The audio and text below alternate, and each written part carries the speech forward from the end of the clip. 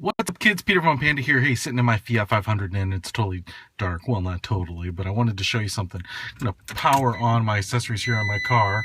And one of the things, I just showed you that my car is just about 4 years old now, a little over. And I wanted to show you that this morning I was driving to work and I noticed that my controls over here, my HVAC controls on this side, don't have any backlight. You can see the white because of the light above, but there is no backlight on these, and the reason is there are two light bulbs behind here, one that sits right here and one that sits between these two controls, and this one seems to be working, this one seems to be burned out. So even though I'm actually, because of my mileage, I may not be eligible to have this covered under warranty, and although it wouldn't be a huge fix to take it in, I thought I'll go ahead and show you how to replace the bulbs back here, and maybe it's helpful to some of you that get to this age and have burned out bulbs and want to figure it out. A couple things I might say that is, when you go ahead and get this, because you're going to have access to both bulbs, you might want to replace them both at this time, because if this one went out, this one might go out again, and it's just going to save you some effort. I think the bulbs are $1 or $2 a piece, so I think it's definitely worth doing.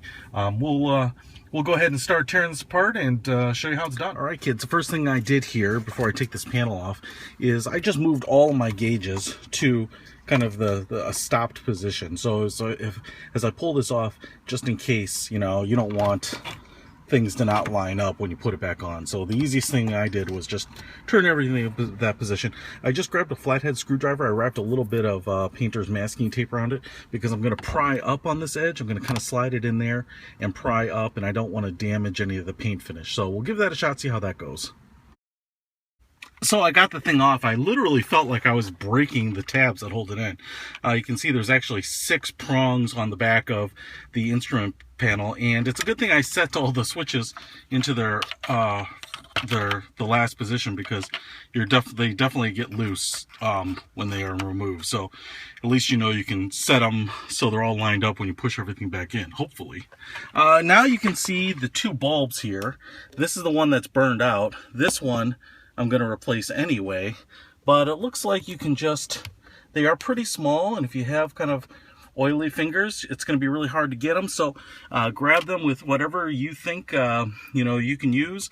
I might just get like some latex gloves and kind of get them out, but if you have rubber tipped needle nose pliers, you could probably do that too. Just don't smash the thing. So we'll get those out and figure out what kind of bulb. Getting the bulb out was actually a little tougher than I thought. Had to end up taking a little piece of masking tape, wrapping it around the edge of the bulb, and kind of pressing it down, and then used a very small set of needle nose pliers to gently grab on that tape and pull it out. So got the bulb out here. I'm going to pull the other one out and then get some replacements. I'm losing daylight. Here's the bulb that I pulled out, and it is actually marked on there with, it's going to be really, really hard to see, and it's actually really hard to see, but it says 12 by 1.3. Let's see if we can do any better here to show you that. But on the bulb it says 12 by 1.3, 12 volts by 1.3 watts, I assume. But what I ended up finding is this bulb, the Sylvania 2721 Long Life, and what I noticed is that when I matched them up, they look pretty close, but as you can see on the bulb here, it says 12 by 1.2. So hope I don't blow anything up, but it's all they had that was even remotely close. So let's give it a shot. Turned the headlights on and started the car, and the light is on. So I guess that's good news. We'll take a look and see if everything stays in shape after I put it all together. So got the bulbs in, and the panel pushed back on, snaps back in.